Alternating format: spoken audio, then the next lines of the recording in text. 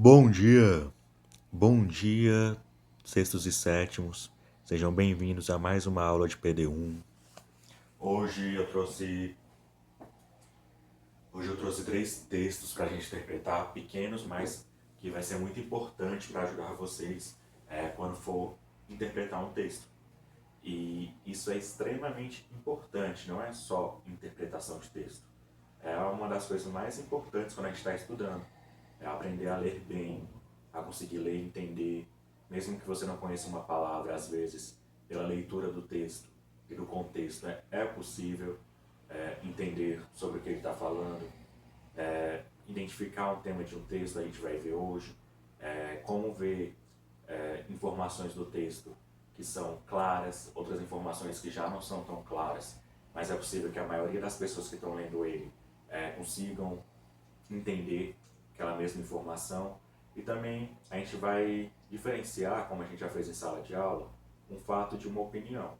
Ou seja, quando alguém está dando uma opinião ou quando alguém está relatando um fato real.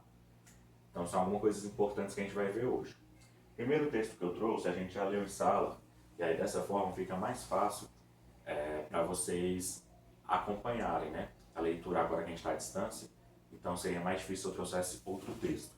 Então é um trecho de uma notícia que a gente leu, que o título dela é o seguinte: Jornal do Rio está fazendo 50 anos. O que fala essa notícia? Só pelo título já é possível saber, certo? Ó, Jornal do Rio. Então, quem é o elemento principal daquele texto? Um jornal do Rio de Janeiro, que está fazendo 50 anos. Então, essa notícia é sobre o aniversário desse jornal, desde que ele foi criado até hoje, já tem mais de 50 anos. E aí, esse pequeno trecho vai trazer as características do jornal. Vamos ler junto? Ó, ousado e investigativo, o Correio do Povo. Quem é o Correio do Povo, primeiramente? É o jornal, o nome dele, né? O nome próprio dele. Então, quais são as duas características que aparecem na primeira linha do texto? Que ele é ousado, daqui a pouco a gente vai falar sobre essa palavra, e investigativo, né? Ele busca informações, vai atrás, não fica só aguardando.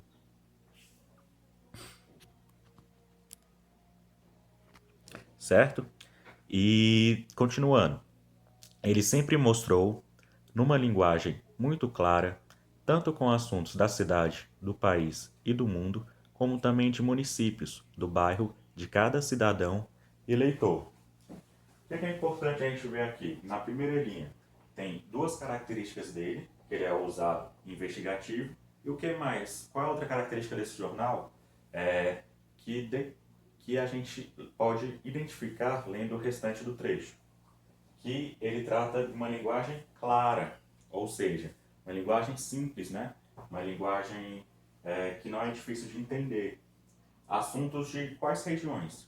Tanto da cidade, do país, do mundo, do município e do bairro, de cada cidadão e leitor.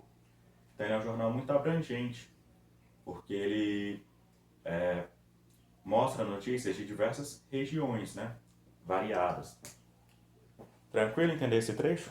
Lembrando, um trecho de um texto, né? É uma parte dele apenas. Então aqui não tem a notícia inteira. Mas com esse trecho, que é a primeira parte do texto, a gente já vê, já pode observar sobre o que é o restante da notícia. Então agora eu vou dar algumas dicas de interpretação. Primeira coisa, o tema de um texto, como a gente já falou, é o assunto principal tratado nele, sobre o que aquele texto fala principalmente, né? Qual o objetivo dele principal. E uma coisa importante quando a gente vai interpretar um texto é observar, conseguir identificar o tema daquele texto, né? Qual o tema do texto que a gente leu? O Jornal do Rio está fazendo 50 anos. O principal tema daquele texto é o aniversário do jornal, né? As características desse jornal. Então, ó, no texto lido acima, o objetivo principal é qual? Apresentar para o leitor o jornal Correio do Povo.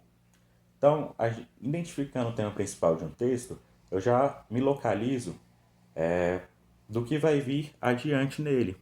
Então já facilita a minha leitura. Vamos ver mais uma característica de interpretação de texto? Agora a gente vai ver o que significa inferir. Ó, leiam aqui junto comigo. Inferimos o sentido de uma palavra ou expressão quando nós concluímos o significado dela pelo contexto que ela está inserida. O que significa inferir? É quando eu posso saber algo sobre o texto ou entender uma palavra só pelo contexto que ela está, sem necessariamente eu já ter um conhecimento prévio daquilo. Então, quando eu leio um texto e eu sei algo a mais, só pelo pouco que o texto me dá, eu estou inferindo uma informação daquele texto. Então, ó a pergunta ali de vermelho. Qual o sentido que podemos inferir da palavra ousado no texto abaixo? Então, vamos ler de novo o nosso trecho. Ousado e investigativo, o Correio do Povo sempre mostrou numa linguagem muito clara, tanto com os assuntos da cidade, do país e do mundo, como também dos municípios do bairro de cada cidadão e leitor. Aqui, ousado, provavelmente, significa que ele é um jornal que ele não teme buscar informações polêmicas, né? Provavelmente. Ou seja, ele é um jornal além do seu tempo também, a gente pode inferir isso. Não significa ousado de falta de caráter ou falta de vergonha, mas ousado no sentido de corajoso, certo?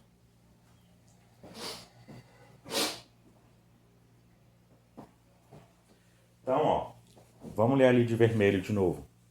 No texto 1, nós podemos inferir que ousado significa inovador e não desrespeitoso, ou seja, um jornal que busca informações além das normais de outros jornais, né? Que vai atrás de informações, que tem coragem para buscar informações distintas, então não necessariamente desrespeitoso.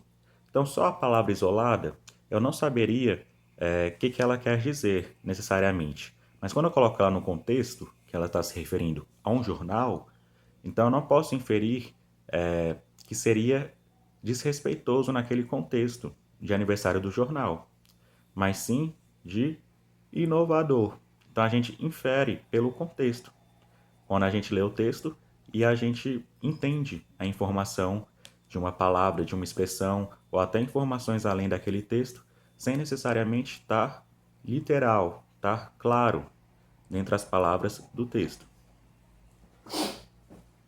Vamos ler agora outro texto junto comigo? Então, ó, o texto 2. A gente já leu em sala também. É um texto que fala sobre o quê? Sobre os problemas enfrentados pela população do continente africano. Vamos ler junto comigo. Ó, texto 2. Cerca de 315 milhões de africanos vivem com menos de $1 por dia. 84 milhões deles estão desnutridos, um terço da população não sabe o que é água encanada e mais da metade não tem acesso a hospitais. Sem garantias básicas, o continente vira ninho de conflitos de terra, ditaduras e terroristas que podem agir na Europa ou nos Estados Unidos. Com tantos problemas, nada melhor do que receber a ajuda do resto do mundo, certo? Pois é, no meio dessa empolgação para fazer a pobreza virar história, o economista queniano James Shikwati grita para o mundo: pelo amor de Deus, parem de ajudar a África. Então aqui eu tenho um texto narrando inúmeros problemas que a África enfrenta, né? Como, por exemplo, desnutrição, pouco dinheiro para poder sobreviver, uma renda baixa. Um terço da população não tem água encanada, ou seja, não sai água das torneiras na casa deles, eles têm que buscar água. Mais da metade da população não tem acesso a hospitais, com muitos problemas que também afligem aqui o nosso país. Mas, apesar de tudo isso, no finalzinho desse trecho, né, dessa parte do texto, a gente vê que um economista fala para o mundo: pelo amor de Deus, parem de ajudar a África. A gente não consegue ver só por esse trecho por qual motivo ele falou isso, mas a gente pode perceber que essa é uma opinião que é particular dele, não necessariamente um fato, ok? Vamos destrinchar mais um pouco o texto.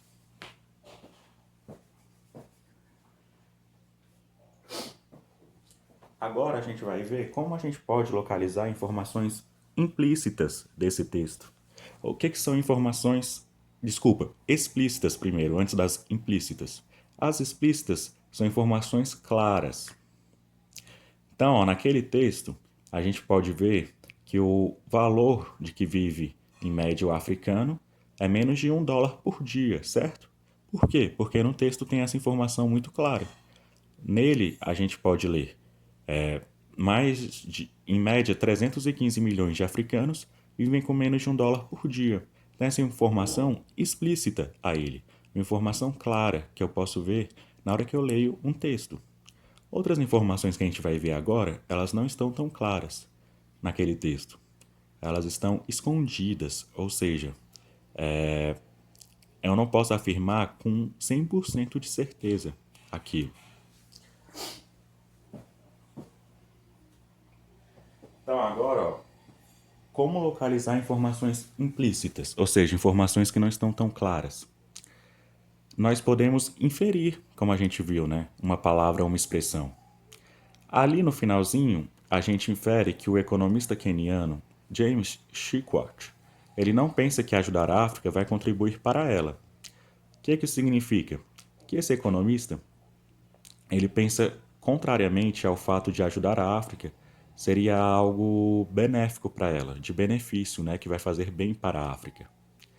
A gente não sabe bem o motivo que ele sabe isso. Isso é implícito, não está explícito. Mas a gente pode levantar algumas hipóteses. Ou seja, talvez ele ache que ajudar a África vai prejudicar mais, ou que ajudar não está resolvendo os problemas dela. Então, todas essas informações que eu posso imaginar, elas estão implícitas, escondidas. Então, implícitas, algo que não está claro; explícito, algo claro no texto.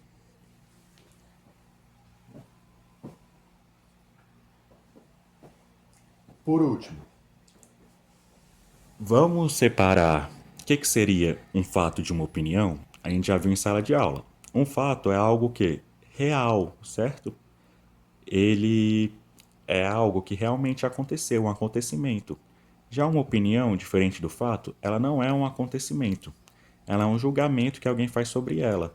Ou seja, ali tem a notícia sobre a África, é um fato. 315 milhões de africanos vivem com menos de $1 por dia, mais da metade não tem acesso a hospitais. Todos esses são fatos, são algo real. O que o economista acha sobre isso, que a gente tem que parar de ajudar a África, é uma opinião dele. Então é muito importante a gente diferenciar um fato de uma opinião quando a gente lê notícias, em especial. Então o que a gente aprendeu até agora? Identificar um tema de texto, o assunto principal. Identificar o sentido de uma palavra só pelo contexto, né? Inferir aquele sentido. A gente viu como localizar uma informação clara, explícita, uma informação escondida, implícita, e agora como separar uma opinião de um fato. Então vamos fazer um exercíciozinho aqui com um texto bem legal que a gente também viu em sala de aula.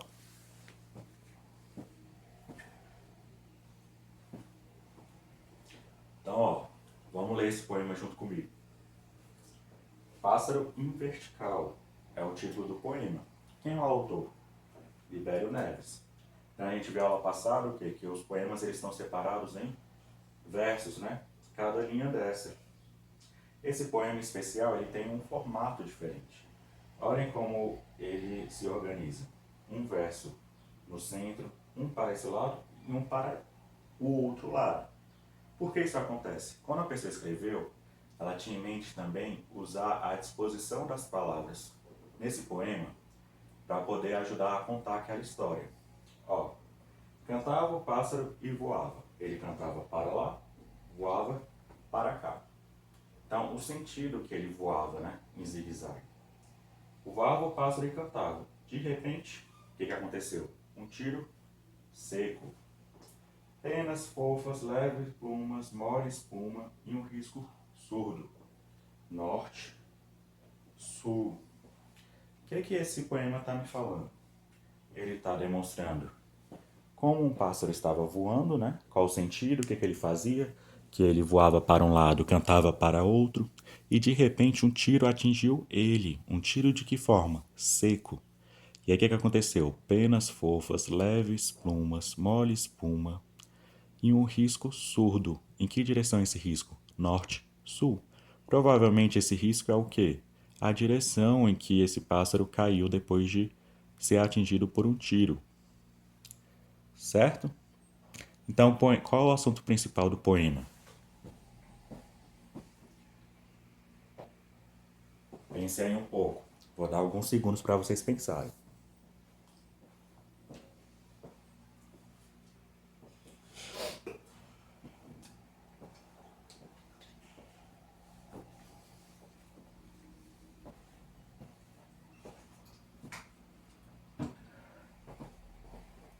Como eu já tinha falado, o assunto principal dele é qual?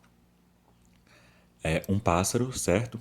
Que estava voando e foi atingido por um tiro. E aí acabou o quê?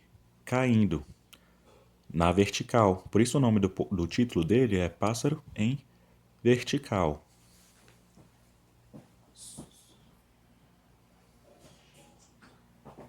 Próxima pergunta. Como eu sei a direção que o pássaro caiu? Isso é algo claro no texto, explícito, né?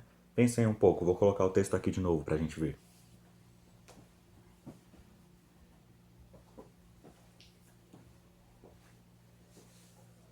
Como eu sei em qual direção o pássaro caiu? Só pela disposição da palavra norte-sul, né? Lá no final, na última estrofe, que está ali do lado. Eu sei que foi numa direção vertical. Tá essa informação clara, explícita.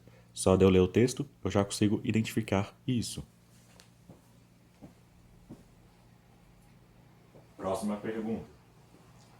É possível inferir, ou seja, saber, sem informações claras do texto, que o pássaro estava fazendo algo de ruim para alguém?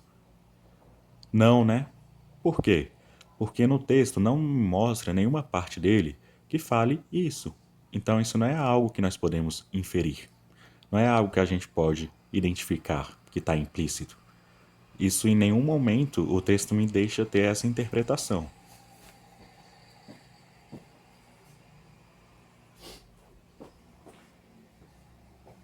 Última questão. A morte do pássaro é um fato ou uma opinião? Essa é fácil, né? Ali não é uma opinião de ninguém sobre a morte dele. Se alguém falasse assim, eu acho que a morte do pássaro foi muito ruim e maldosa. Isso é uma opinião. Mas no texto não está falando nenhuma opinião, está narrando fatos. O pássaro voava e cantava, e no fim ele foi atingido por um tiro e caiu.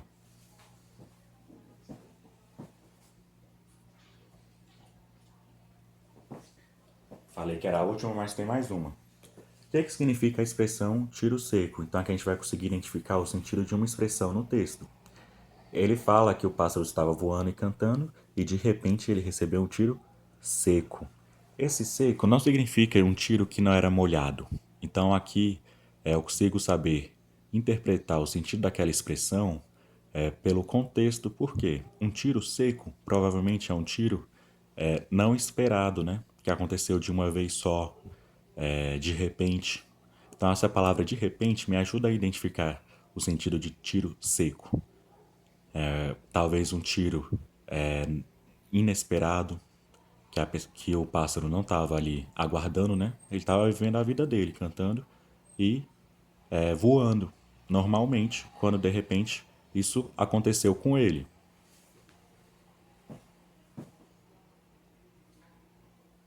Então, ó, hoje a gente interpretou alguns textos, certo?